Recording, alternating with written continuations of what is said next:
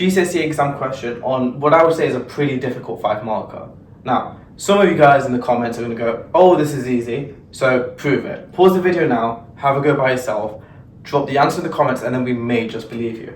But for those who that struggle, this is what we're looking at. It's a question on arc lengths, a question on circles, obviously, and possibly some trig. So, A, B, and C are points on a circle of radius 5 centimeters with center O. DA and DC are tangents to the circle. DO is 9 centimeters. This is point O, by the way.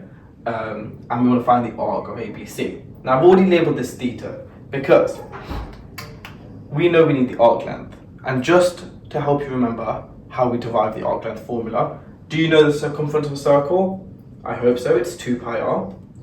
And remembering that arc length is just a proportion of this circle from the full circle, which we can write out as theta over 360. We can then just multiply it with the 2 pi r to give us our formula for arc length. We don't really need to simplify it from this point, but you can if you want to. So, already, we know that we need to find this, but we have no information to get theta. What we do have is this triangle here. Now, if you remember your circle theorems, you should remember that a radius and a tangent meet at 90 degrees. Meaning, we have a right angle triangle.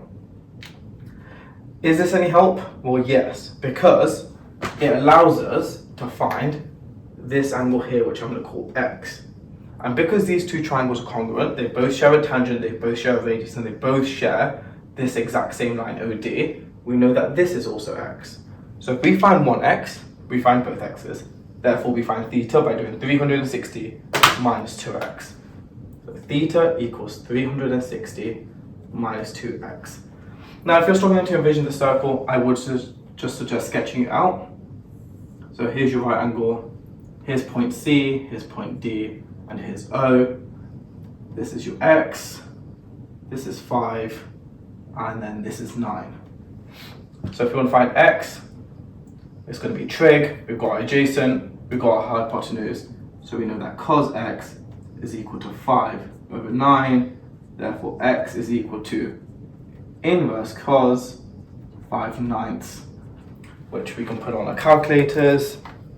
So shift cos 5 fraction 9, which is 56.25 ...